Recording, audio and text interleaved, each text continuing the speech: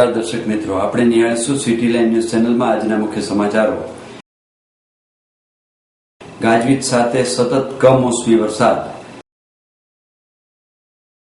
જન આંદોલન દ્વારા અમદાવાદથી જન સત્યાગ્રહના કાર્યક્રમો. ઓગણજ સિસ્ટમેટિક ડ્રેનેજ લાઇનનું ભૂમિપૂજન મુખ્યમંત્રીના હસ્તે સંપન્ન. સુરત ઇન્ટરનેશનલ ટેક્સટાઇલ એક્સપો 15 ને ખુલ્લો મુકાયો. વડોદરા પાર્કિંગ મુદ્દે આરટીઆઈ. ગાજવીજ સાથે સતત કમોસમી વરસાદ. ગોંડલ પંથકમાં છેલ્લા 3 દિવસથી વાતાવરણમાં પલટો આવ્યો છે. ગઈકાલે થયેલા ધોધમાર વરસાદ પણ ગાજવીજ સાથે વરસાદ વરસવાનું શરૂ થયું હતું. અહીં ગઈકાલે થયેલા વરસાદ દરમિયાન દેવચંડીમાં વૃક્ષ પડવાથી એક મહિલાનું મોત થયું હતું. ગાજવીજ સાથે થયેલા વરસાદથી ચારે કોર મેઘરાજાનું સામ્રાજ્ય છવાઈ ગયું હતું. ગોંડલ તાલુકા અને શહેરમાં થયેલા મુશળધાર વરસાદે વિરામ લીધા બાદ 3 વાગ્યા ફરીથી ગાજવીજ સાથે ધરાજાએ પોતાની કળા બતાવવાનું શરૂ કર્યું હતું.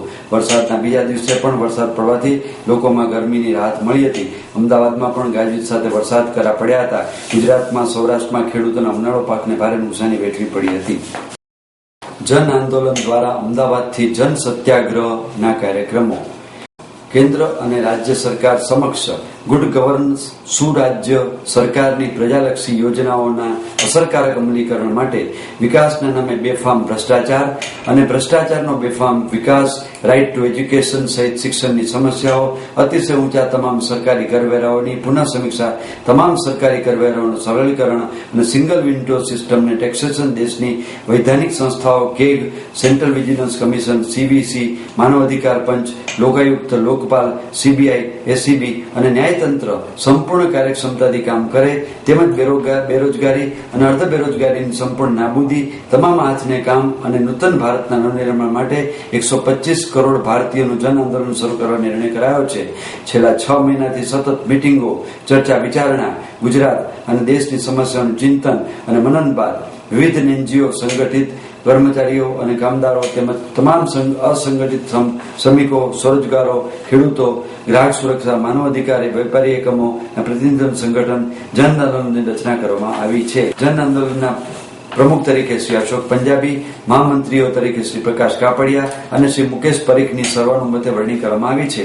જન આંદોલનના માધ્યમથી ચૂંટાયેલા સંસદ સભ્યો, ધારાસભ્યો અને સ્થાનિક સ્વરાજ્યની સંસ્થાઓના જનપ્રતિનિધિઓ અને પ્રજાને વધુ જવાબદાર બને, પૂરી ઈમાનદારી અને નિષ્ઠાથી પોતાના કામનો સાચો હિસાબ જાહેર કરી પારદર્શિતા દર્શાવે તે માટે ગાંધીજીના માર્ગે જન સત્યાગ્રહ શરૂ કરવાના કાર્યક્રમ આપવામાં આવશે. અમદાવાદ શહેરથી જન સત્યાગ્રહના કાર્યક્રમની શરૂઆત થશે. તારીખ 22/4/2015 બુધવારે બપોરે 12 વાગે ગાંધી આશ્રમથી કલેક્ટર કચેરી મોરચો નીકળવાનો છે. અમદાવાદ શહેરના ગરીબોના હક મારવા માટે શહેરની અપના બજાર, લાલ દરવાજા સ્થિત ફૂડ કંટ્રોલની કચેરી સામે 17/4/2015 રોજ ઉગ્ર દેખાવો અને આંદોલનનો કાર્યક્રમ નિર્ધારિત કરવામાં આવ્યો છે. ત્યારબાદ તબક્કાવાર જન આંદોલનના કાર્યક્રમ કરવામાં આવશે. આપણે પ્રકાશ કાપડિયા, હું જાગેગા ગુજરાત સંઘર્ષ સમિતિનો પ્રમુખ પણ છું. અત્યારે અમે બધી એનજીઓ મળીને જન આંદોલન જાગ ઉઠા ગુજરાત એક એનજીઓનું સંગઠન ઊભું કરી રહ્યા છે. એમાં હું જન આંદોલનના મહામંત્રી તરીકે અહીંયા ઉપસ્થિત છું. જાગ ઉઠા ગુજરાત એની પાછળનો મુખ્ય હેતુ એ છે કે પ્રજાને દરેક રીતે, દરેક ક્ષેત્રે, સામાજિક રીતે, વેરાઓની રીતે, શૈક્ષણિક રીતે, બધી રીતે ન્યાય અપાવવાનો હેતુ છે. અને સરકારો સામે જે છે એ પોતાના પ્રશ્નોને વાચા અમે આપીશું અને આંદોલન કરીશું, રોડ શો કરીશું અને શેરીઓમાં જઈને જે પણ સરકારની જે પ્રજા વિરોધી નીતિ છે એને અમે બહાર લાવીશું. શિક્ષણને લઈને અમે એક આયોજન કરી રહ્યા છીએ, જે હવે ટૂંક સમયમાં એની જાહેરાત થશે કે અમે શાળા કોલેજો જે છે આ મોંઘા શિક્ષણ અને શાળામાં ચાલતો ભ્રષ્ટાચાર, શાળાનું થયેલું વેપારીકરણ એના વિરુદ્ધમાં અમે જે છે એ અવેરનેસ લાવીને બંધનું એલાન શાળા કોલેજનું આપવાનું અમે વિચારી રહ્યા છીએ.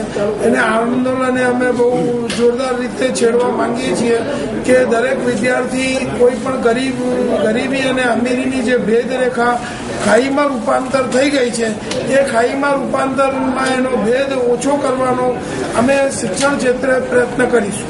ડે કેર સ્કૂલમાં એવું છે કે અત્યારે નામદાર ગુજરાત હાઈકોર્ટે પણ જે આ રીતે વેપારીકરણ થઈ રહ્યું છે અને 3 વર્ષથી નીચેના બાળકને પણ એને શિક્ષણ આપીને એનું માનસિક શોષણ કરવામાં આવે છે અને એને આખો દિવસ સમજો ત્યાં બેસાડી રાખવું એ પણ પેરેન્ટ્સમાં અવેરનેસ રાખ્યું કે આપણું બાળક છે એને તમે આપણી પાસે રાખો એ લાગણીઓથી પણ એનામાં અવેરનેસ આવશે અને એનો વિકાસ પણ માનસિક વિકાસ પણ થશે. અત્યારે ડે કેર સ્કૂલોમાં વિદ્યાર્થીઓનો માનસિક વિકાસ અટકી ગયો છે એના માટે પણ અમે અવેરનેસ લાવીશું.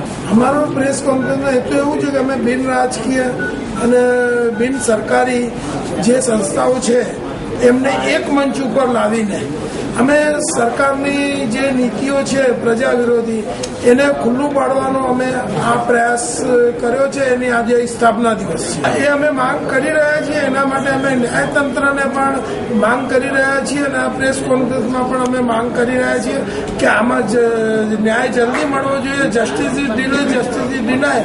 એમાં વિલંબ થઈ રહ્યું છે. 2012માં સુપ્રીમ કોર્ટનું જજમેન્ટ છે કે રાઇટ ટુ એજ્યુકેશન જે મફત અને ફરજિયાત શિક્ષણનો અધિકાર છે એનાથી જે ગરીબો વંચિત રહી ગયા છે એને ન્યાય મેળવવા માટે અત્યારે 15 તારીખે નામદાર ગુજરાત હાઈકોર્ટમાં એનું ફાઇનલ હિયરિંગ છે.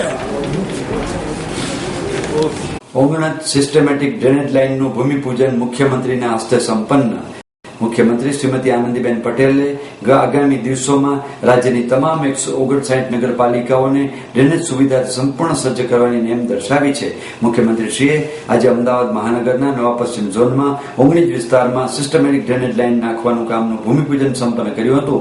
આ અવસરે અમદાવાદના mayor Shrimati Meenakshiben Patel, deputy mayor Bipinbhai Sikka, standing કમિટીના ચેરમેન શ્રી પ્રવીણભાઈ પટેલ તથા વિવિધ સમિતિઓના પ્રમુખો અને હોદ્દેદારો તથા વિશાળ સંખ્યામાં 19 ગામના ગ્રામજનો ઉપસ્થિત રહ્યા હતા. શ્રીમતી આનંદીબેને જન સુવિધા અને જાહેર સુખાકારીના કામોને અગ્રતા આપવાની કટિબદ્ધતા વ્યક્ત કરતા કહ્યું હતું કે ગટર વ્યવસ્થા, પીવાના શુદ્ધ પાણી અને સ્વાસ્થ્ય આરોગ્યના આવા જનહિત કામોથી આપણે ગુજરાતને સ્વસ્થ, સ્વચ્છ અને સમૃદ્ધ બનાવવું છે. તેમણે રાજ્ય સરકારે ખેડૂતોને ખેતીની જમીન પ્રોમોલગેશનની બાબતો તથા વિકાસના કામો માટે વર્ષોથી બીબાઢાળ પદ્ધતિઓમાં સમયાનુકૂળ બદલાવ લાવી સૌના સાથ સૌના વિકાસનો સંકલ્પ પાર પાડ્યો છે. તેની વિશાળ ભૂમિકા વિવિધ કલ્યાણકારી યોજનાઓના દ્રષ્ટાંતિત સાથે આપી હતી. આવા અટવાયેલા પ્રશ્નો અંદર ઊંડા ઉતરીને ખેડૂતોને ખૂબ પ્રકારની મદદ કરી છે. એ પોતે ખેડે છે વર્ષોના વર્ષોથી, આઝાદી મળી ત્યારથી, પણ એમના નામે નથી થતી. છે એમની પોતાની, પણ સરકારના હસ્તક થઈ ગઈ છે. એકે એકને એમના નામ સાથેને 7-12 એમના નામે કરીને આપ્યો. બધા ભાઈઓ સ્ટેજ ઉપર લેવા આવતા હતા ત્યારે આંખમાં આંસુ મેં જોયા કે હવે અમે વારસાઈ કરી શકીશું અને અમે હવે માલિક બન્યા છીએ અમારી જમીનના. આપના બાળકો એની અંદર અભ્યાસ કરી શકશે અને પોતાનું જીવન ઘડતર કરી શકશે. મિત્રો, સુરત ઇન્ટરનેશનલ ટેક્સટાઇલ એક્સપોને 15 ખુલ્લો મુકાયો. The southern Gujarat chamber of commerce and industry દ્વારા આયોજિત સુરત ઇન્ટરનેશનલ ટેક્સટાઇલ એક્સપોને કેન્દ્રીય micro small medium enterprise ASME વિભાગના મંત્રી શ્રી કલ્લાજ મિશ્રાએ ખુલ્લો મૂક્યો હતો. કેન્દ્રના ટેક્સટાઇલ રાજ્યમંત્રી શ્રી સંતોષકુમાર ગંગવારે આ વેળાએ મુખ્ય મહેમાન તરીકે ઉપસ્થિત રહ્યા હતા. સુરતના સરસાણા કન્વેન્શન સેન્ટર ખાતે આયોજિત 4 દિવસીય ટેક્સટાઇલ એક્સપો ટેક્સટાઇલ ઇન્ડસ્ટ્રીના textile machinery, textile ancillary machinery, yarn અને ફેબ્રિક્સ જેવા તમામ સેક્ટર્સને આવરી લેનારું પ્રદર્શન યોજાયું હતું. આ વેળાએ મંત્રી શ્રી કલ્લાજ મિશ્રાએ જણાવ્યું હતું કે ઉચ્ચ અને સારી ટેકનોલોજીના પરિણામે આપણે અન્ય દેશો સાથે સ્પર્ધા કરી શકીશું. સુરતમાં આ ક્ષેત્ર સાથે 15 થી 20 લાખ લોકોને પ્રત્યક્ષ અને પરોક્ષ રોજગારી પૂરી પાડી છે. ઇકો ફ્રેન્ડલી પાર્ક ઉભા થાય તેમજ સ્કિલ ડેવલપમેન્ટ ટ્રેનિંગ અને મેક ઇન ઇન્ડિયાના ત્રિવેણી સંગમ સાથે દેશની નવી ઊંચાઈઓ પર લઈ જવા મંત્રીશ્રી કહ્યું હતું. વર્ષમાં 42 જેટલા રોજગાર મેળા દ્વારા 40,000 લોકોને રોજગારી પૂરી પાડવામાં આવી છે.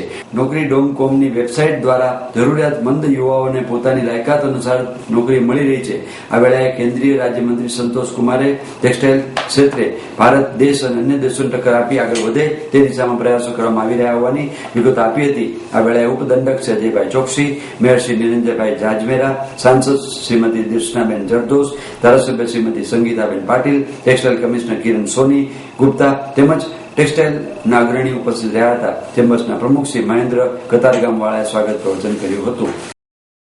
વડોદરા પાર્કિંગ મુદ્દે આરટીઆઈ. વડોદરા શહેરમાં મોટી મોટી હોટલો આવેલી છે ત્યારે જ હોટલો જ પાર્કિંગ હોટલની અંદર જ હોવું જોઈએ. ત્યારે આરટીઆઈ એક્ટિવિસ્ટ અતુલ ગામેથી એક આરટીઆઈ કરવામાં આવી છે. સયાજીગંજ વિસ્તારમાં આવેલ હોટલ સૂર્યા પેલેસ દ્વારા હોટલનું પાર્કિંગ હોટલની સામે મેઇન રોડ ઉપર કરવામાં આવે છે ત્યારે તે ટ્રાફિક અડચણરૂપ થાય છે. ત્યારે વડોદરા મહાનગર સેવા સદન આ હોટલ સામે કોઈ પગલાં ભરવામાં આવતા નથી તેનો વિરોધ દર્શાવવામાં આવ્યો છે. ત્યારે તેની સામે સામાજિક કાર્યકર અને જીતેન્દ્ર ચાંદવાણીએ પણ વિરોધ કરવામાં આવ્યો હતો.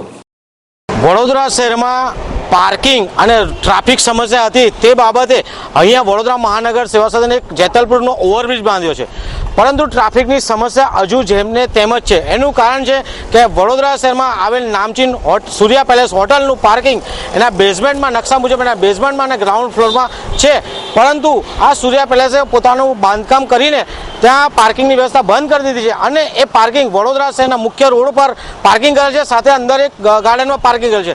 તો વડોદરા મહાનગર સેવા સદન એક બાજુ જણાવે છે કે કોઈ પણ નવા બાંધકામ હોય એને પોતાના પાર્કિંગ એરિયા પોતાના કોમ્પ્લેક્સની નીચે રાખવાના હોય છે, પરંતુ આ સૂર્યા પેલેસે નવું બાંધકામ અને જૂનું બાંધકામ બંનેમાં પાર્કિંગની વ્યવસ્થા રાખી નથી અને આ પાર્કિંગ સદંતર રોડ પર કરવામાં આવ્યું છે, જેમાં વડોદરા મહાનગર સેવા સદનને ખબર હોવા છતાં આ સૂર્યા પેલેસ સામે કોઈ કાયદાકીય પગલાં લેતા નથી કે નાના મોટા બાંધકામ તો નથી. અમારી આગામી દિવસોમાં આ સૂર્યા પેલેસ હોટલ સામે કાયદેસરની કાર્યવાહી કરીશું. અને એક બાજુ આ વડોદરા શહેરના મહાનગર સેવા સદનના રાજકારણીઓ અધિકારીઓ ભેગા મળીને ગરીબોના ઝૂંપડા હટાવવા, રોડના બહાને અનેક દબાણો દૂર કરવા, પરંતુ આ મોટા મોટા માથાઓના દબાણો દૂર કરતા નથી. એક બાજુ ગરીબોને લાત આપે છે અને અમીરોને ભાત આપે છે, એવી બેવડી નીતિ અપનાવી રહ્યું છે. મારા દ્વારા આરટીઆઈ કરવામાં આવી હતી કે સૂર્યા પેલેસ હોટલના બાંધકામની ફાઇલની કોપીઝ બધી આપવામાં આવે, નકલ આપવામાં આવી 2012માં. એની સામે મને અધિકારીઓએ જણાવ્યું હતું કે આની ફાઇલ મળી નથી રહી, ફાઇલ ચોરાઈ ગઈ છે. તો તપાસ કરતાં આની કોઈ એફઆઈઆર નોંધવામાં નથી આવી અને જવાબદાર કર્મચારી અધિકારી પગલાં લેવા નથી આવ્યા. તપાસ કરતાં માલુમ પડ્યું કે આ બિલ્ડિંગની આ બાંધકામની 2 કરતાં વધુ ફાઇલ મંજૂર કરવામાં આવી છે, છતાં પણ મને ખાલી જૂની ફાઇલ મંજૂરી દેખાડવામાં આવી અને અધૂરી નકલ આપવામાં આવી. આ બિલ્ડિંગને પાર્ટ કમ્પ્લીશન અને ઓક્યુપેશન આપવામાં આવ્યું છે, એની નકલ નથી આપવામાં આવી રહ્યા. આ બિલ્ડિંગની જે ફાયર બ્રિગેડની એનઓસી આપવામાં આવી છે એ નકલ નથી આપી રહ્યા, જ્યારે કે બાંધકામ પરવાનગીમાં ફાયર બ્રિગેડની એનઓસી માટે આગળ 7 મીટરની જગ્યા છોડવાની હોય છે ચારે તરફ, એ છોડવામાં નથી આવી. વધારામાં જણાવવાનું કે આ બાબતના આને જે પાર્ટ ઓસી મળી છે એ સરકાર દ્વારા કોના દ્વારા મંજૂરી આપવામાં આવી એની ફાઇલ નથી મળી રહી. આ ક્ષેત્ર જે છે એ અધર્સમાં આવે છે, જેની એફએસઆઈ 1.6 હોય છે, છતાં પણ આને 3ની એફએસઆઈ આપવામાં આવી. એટલે આ બિલ્ડિંગના અંદર સંપૂર્ણ રીતે ગેરરીતિ થયેલી છે અને કોર્પોરેશનના અધિકારી, કર્મચારીઓ અને ચીફ ફાયર ઓફિસર બધા આમાં સંડોવાયેલા છે. આગામી દિવસોમાં અમે આની સરકાર સમક્ષ રજૂઆત કરવાના છે કે આની ટોટલ વિજિલન્સ ઇન્કવાયરી થાય અને તમામ પાયા અને પોઈન્ટ્સ પર તપાસ થવામાં આવે અને જે પણ ગેરરીતિ, જે પણ ઇલીગલ બાંધકામ કે કામ કરવામાં આવ્યું છે એને નામંજૂર કરીને આ બાંધકામ તોડી દેવામાં આવે. હા, સત્તાપક્ષના મોટા માથાઓ પણ હશે અને મોટા અધિકારીઓ પણ આમાં સંડોવાયેલા હશે, એટલા માટે જ આ બાંધકામ મંજૂર કરવામાં આવે છે. કોર્પોરેશન દ્વારા નાગરિકોના મકાન તોડવામાં આવે છે, ઝૂંપડા તોડવામાં આવે છે, પણ આ રીતના મોટા માથાઓને બાંધકામની પરવાનગી આપવામાં આવે છે, એ ખૂબ જ ખોટું છે, અન્યાય છે. આપ નિહાળતા રહો સિટી લાઇન ન્યૂઝ ચેનલ. આ હતા આજના મુખ્ય સમાચારો.